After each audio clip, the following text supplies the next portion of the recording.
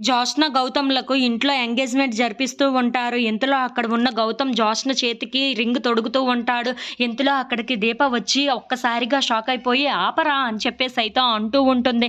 ఆ మాటలు వినగానే అక్కడ ఉన్న వాళ్ళందరూ అయితే ఒక్కసారిగా షాక్ అయిపోయి దీప వైపు అలా చూస్తూ ఉండిపోతారు. ఇంతలో దీప గౌతమ్ దగ్గరికి వెళ్లి "నువ్వేంట్రా ఇక్కడ ఉన్నావు? నువ్వా జోష్నని పెళ్లి చేసుకోబోతున్నది" అని చెప్పేసి అయితే అడుగుతూ ఉంటుంది. ఆ మాటలు వినగానే అక్కడ ఉన్న గౌతమ్ అయితే ఒక్కసారిగా షాక్ అయిపోయి ఏంటిది ఇక్కడికి వచ్చింది?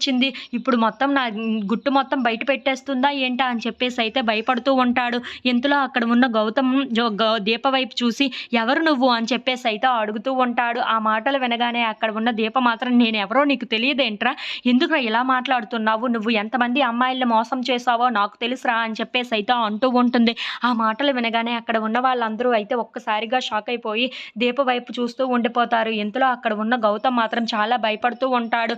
ఇంతలో అక్కడికి కార్తీక్ వస్తూ ఉంటాడు. అది చూడగానే అక్కడ ఉన్న దీప అయితే చూసారా వీడు ఎవరో తెలుసా మీకు? ఇంతకు ముందు చెప్పాను కదా! ఒక అమ్మాయిని పెళ్లి చేసుకోకుండా మోసం చేసి గర్భవతిని చేసి ఆ అమ్మాయిని పెళ్లి చేసుకోకుండా తనని బయటకి గెంటేశాడు. అలా నేను ఇద్దరిని చూసాను. ఇక ఎంతమందిని చేసుకున్నాడో ఏమో ఇప్పుడు జోష్నని పెళ్లి చేసుకోబోతున్నాడు. వీడితో జోష్నకి ఎలాగైనా సరే పెళ్లి కాకుండా నేను చూసుకుంటాను అని చెప్పేసి అయితే అంటూ ఉంటుంది. ఆ మాటలు వినగానే అక్కడ ఉన్న వాళ్ళందరూ అయితే చాలా కంగారు పడిపోతూ ఉంటారు.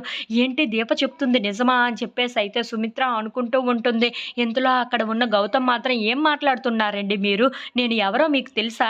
మీరెవరో నాకైతే మాత్రం తెలియదు అని చెప్పేసి అయితే అంటూ ఉంటాడు. ఆ మాటలు వినగానే అక్కడ ఉన్న దీప మాత్రం చాలా కోపంగా ఏంట్రా ఎవరో నేను నీకు తెలియదా? నువ్వు ఎవరో నాకు తెలియదా? నీకు గుర్తులేదేంట్రా అని చెప్పేసి అయితే ఎందుకు ఇన్ని అబద్ధాలు ఆడుతున్నావు అని చెప్పేసి అయితే అక్కడ ఉన్న గౌతమ్‌ని కొడుతూ ఉంటుంది. If you like this video please like, share and subscribe.